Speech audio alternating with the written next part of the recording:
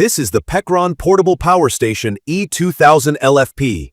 What grabbed me on day one was how serious it feels about real power, not just marketing. Key features that matter to me are a 1920-watt LP LiFePO4 battery, a 2000-watt pure sine inverter with 4000-watt surge, and up to 1200 watts of solar input managed by 3 MPPT controllers. On paper, that reads like a compact off-grid system. In practice, it comes surprisingly close. Look and feel. The body is a chunky block with rounded, rubberized corners and big side handles. It measures roughly 16 by 10 by 11 inches and weighs about 48.5 pounds. I can lift it, but I don't want to carry it far. Portable is generous. Transportable is more accurate. The casing is tough plastic with a mix of metal hardware, and the port covers snap back into place with a confidence that tells me they'll last. The front layout is clean, AC on one side, DC and USB on the other, and 3 input ports up top.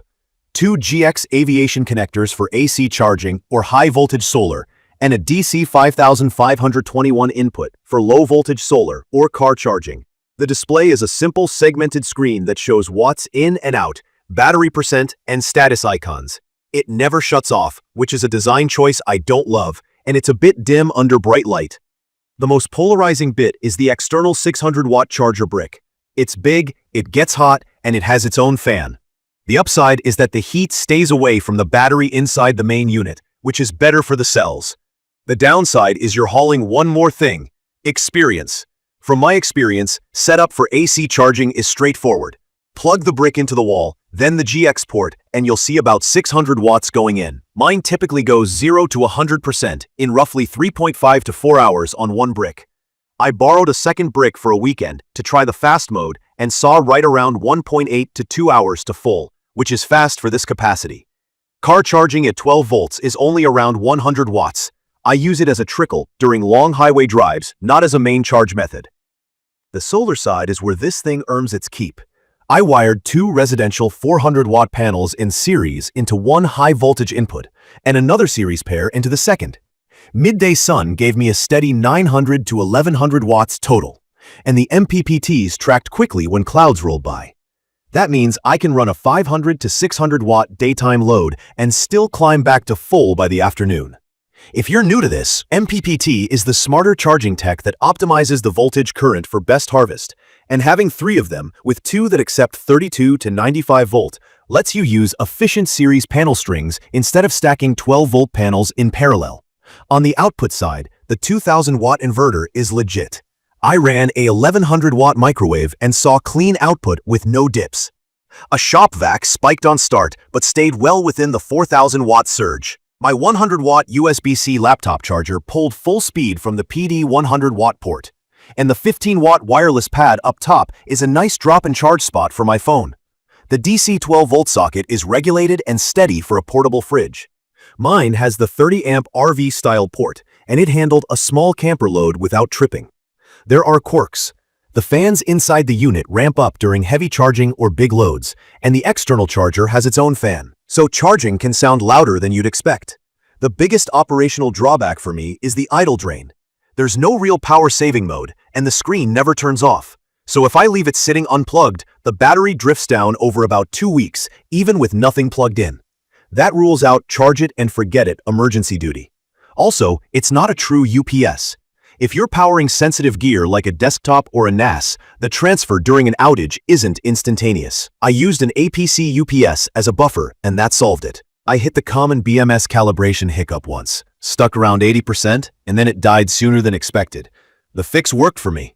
I drained it fully until it shut off, then charged it back to 100% in one uninterrupted session and left it on the charger until the brick's light turned green. After that, the state of charge made sense again. What I like, in my opinion, the solar capability defines this box. The dual high-voltage inputs are a big deal because standard residential panels wired in series are cheaper per watt and more efficient in soft light. When I can feed it 1 kilowatt plus of solar, I stop thinking about the external charger entirely. The inverter feels stout and predictable, and pure sine output means my electronics don't buzz or overheat.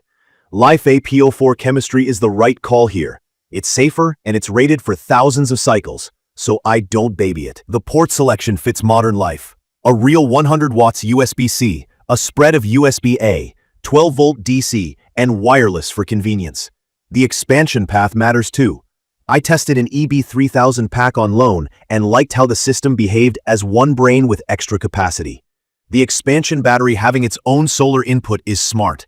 I fed solar to both at once and watched the whole setup soak up power faster than a single unit could. From my experience, that modular approach is where this platform stretches beyond a typical portable power station. There's room for improvement. I miss a mobile app. Even basic Bluetooth would be enough for checking status from inside a camper. The always-on display needs a toggle, and a brighter backlight wouldn't hurt. The weight is the weight. I'm fine with it since LiFePO4 and a 2 kilowatt inverter are not feather light. But I use a small cart when I need to move it more than a few feet. I've also seen complaints about slow shipping and mixed customer support. Mine arrived without drama, but I've read those threads, and I hope the company tightens that up. It's perfect for people building a solar-first setup for RVs, van life, small cabins, or a garage workspace where daytime solar can keep it topped up while you run tools or appliances.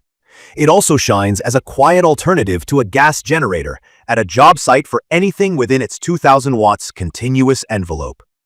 I wouldn't rely on it as a set-and-forget home emergency battery, unless you're actively charging it or you're okay with plugging it in every week or two to top off. I'd recommend this for someone who values solar input and modular growth over polish. If your priority is a silent, always-ready UPS with remote monitoring, this isn't it. If you want a rugged core with serious solar throughput and a real inverter that can handle a microwave, power tools, a fridge, and still take a heavy solar charge, this fits. Key features that sealed it for me are the triple MPPT architecture with high voltage support, the honest 2 kilowatt sine inverter, and the LiFePO4 battery that can be cycled hard. The trade-offs are the external charger, the fan noise under load, the idle drain, and no app. For my use, solar-heavy days with mixed AC and DC loads, the benefits outweigh the quirks. In conclusion, the Pecron E2000LFP isn't a cute gadget. It's a compact power system with real legs if you feed it solar and keep it working. Treat it like the heart of a modular setup, and it returns the favor with reliable power and straightforward behavior. Once you understand its limits and a couple of workarounds. You can find detailed information about the Pecron Portable Power Station E2000LFP in the comments section. See you in the next video.